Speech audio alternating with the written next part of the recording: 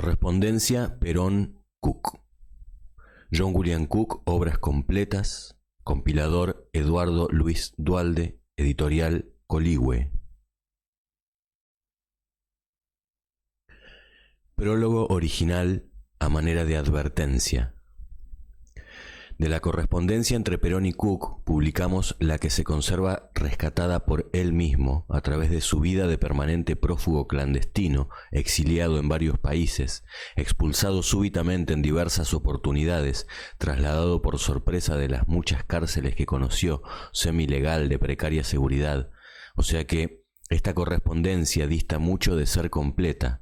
Manos militantes, archivos de la policía, de los servicios de seguridad, amigos y parientes, cajas de seguridad diversas y de distintos países, sin duda conservan parte de la copiosa correspondencia política de Cook y en particular de la correspondencia entre Cook y Perón.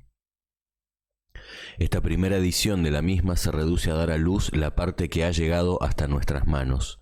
Una segunda irá precedida de un estudio crítico y esperamos y deseamos poder enriquecerla, con la que se salve de tantos anónimos ficheros y desconocidas manos, para lo cual pedimos la colaboración de todos cuantos pudieran conservar esas piezas de inapreciable valor para la historia política de nuestra patria. Cook, después del alzamiento militar del 16 de junio de 1955, es designado por Perón en un cargo partidario clave, interventor del Partido Peronista de la capital federal. La contrarrevolución avanzaba rápidamente, la revuelta parecía incontenible, el Estado justicialista, carcomido por contradicciones de todo orden, no atinaba a organizar una clara defensa popular para la que le sobraban recursos y elementos. Los futuros jefes septembrinos visualizan desde entonces, en su tenacidad movilizadora y en sus intentos por formar las milicias armadas, en Cook a un enemigo peligroso. Cuando Perón ofrece su renuncia a una junta militar provisoria supuestamente leal, antes de que ésta pacte con los vencedores, ya Cook es implacablemente perseguido y allí comienza su clandestinidad. Perón se exilia en Paraguay. Cook organiza la resistencia sobre el desastre e intenta establecer contacto con Perón. El día en que pensaba partir al Paraguay, en noviembre del 55, cae preso, delatado por un confidente policial. Pocos meses después empieza a cartearse con Perón. Del primer período casi nada se conserva, salvo la correspondencia rescatada por su padre a través de una comunicación paralela con Perón.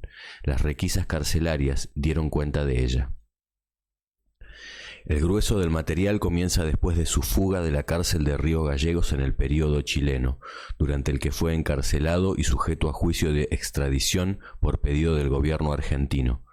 Entonces ejerce por designación de Perón la jefatura del movimiento en la resistencia. En realidad Perón lo designó no en noviembre del 56, sino mucho antes, reemplazando así de facto al último presidente del Partido Peronista, Dr. Leloir, pero de común acuerdo con varios compañeros que integraban en la cárcel la dirección clandestina junto con él. Cook decide mantener en secreto esta designación durante varios meses para impedir la división de los presos y de los resistentes entre leloiristas y cookistas. La división se dio más adelante, cuando el germen inicial de resistencia, que en un principio parecía utópico, se desarrolló vigorosamente, y esa división respondió no a diferencias personales, sino a divergencias ideológicas fundamentales, a contrapuestas concepciones.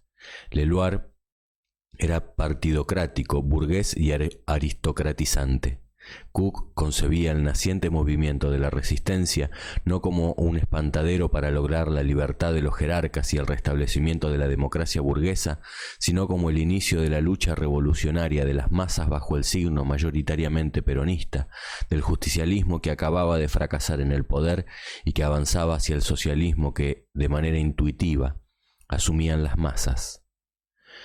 Episodios fundamentales para la historia del movimiento revolucionario argentino, como la huelga del frigorífico Lisandro de la Torre, en la cual él tuviera actuación protagónica, aparecen solamente anunciados en la correspondencia que se conserva, pertenecen al periodo de las cartas perdidas, de los desarrollos y comentarios efectuados mano a mano con Perón, en viajes inmediatos a los acontecimientos. Lo mismo ocurrió con el 9 de junio, día en que Cook vivió como condenado a muerte, indultado a último momento en la cárcel en que estaba recluido desde hacía muchos meses. A partir de su alejamiento de la conducción, perseguido conjuntamente por el gorilismo, el frondicismo y la dirección burocrática que avanza rápidamente sobre las masas para descabezar todo intento seriamente revolucionario, desde la clandestinidad en el país o en Uruguay, Cook comienza tareas desconocidas para él y para el régimen en la dirección del movimiento. El primer intento guerrillero consciente del peronismo, los Suturuncos, emprendido bajo su dirección por un puñado de comandos resistentes que no se rinden ante la nueva concepción y dirección burocrática, pertenece a las actividades clandestinas dentro del mismo movimiento y no se encontrará de ellas trazo alguno en esta correspondencia. La persecución, el terrorismo ideológico ejercido contra él instrumentando el fanatismo, no siempre ingenuo, de muchos que fueron o seguían siendo leales combatientes, la utilización del espontaneísmo y las limitaciones ideológicas de sectores populares contra sus propios intereses de clase, los convierten rápidamente, con la colaboración de todos los medios de difusión del sistema, en un proscripto e innombrable dentro del movimiento. El pacto social, entonces como ahora, sabe muy bien quiénes son los reales enemigos dentro del campo del pueblo, los elige sin errores y los combate sin vacilación. Cook, latinoamericanista revolucionario, parte para Cuba a beber en las fuentes prístinas de esta experiencia militar popular triunfante. Los elementos enriquecedores y creadores para la continuidad del proceso, peligrosamente truncado por el crecimiento cómplice de la concepción burocrática dentro del movimiento peronista. No lo lleva, por cierto, solo una intención cultural, sino una necesidad militante práctica. Él ha intentado un movimiento guerrillero derrotado transitoriamente. Muchos compañeros han caído presos, otros, como él, están prófugos. Intenta obtener solidaria colaboración revolucionaria para el desarrollo de nuevas formas de lucha que comienzan en Argentina. De sus esfuerzos y logros en tal sentido es difícil hablar por ahora, por razones de seguridad militante dentro de un proceso que sin duda, dentro de algunos años podrá conocer la luz. Mientras tanto retoma su correspondencia con Perón. Múltiples son sus esfuerzos después del extraordinario vuelco de la masa peronista hacia la revolución, luego del desconocimiento de la victoria electoral de Framini en el 62, un Perón residiendo en Cuba, como se planteó y casi se resolvió en el 62, hubiera cambiado la historia del continente. El gran gigante invertebrado y miope hubiera desarrollado a partir de una clara decisión de su dirección todas sus potencias revolucionarias. La concepción de guerra prolongada se hubiese adelantado una década con un vigor y una combatividad multitudinarios de la clase obrera que nos resulta muy difícil de concebir hoy. El período cubano de la correspondencia es casi un monólogo, así como el de su posterior retorno a la patria luego de la amnistía dictada por Ilía.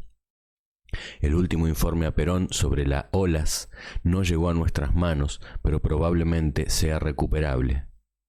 Aunque el estudio crítico, enriquecido por el material que solicitamos, irá en una segunda edición, creemos que sobre tema tan polémico y eje de la vida política nacional como el peronismo, esta correspondencia resultará un aporte enriquecedor como pocos.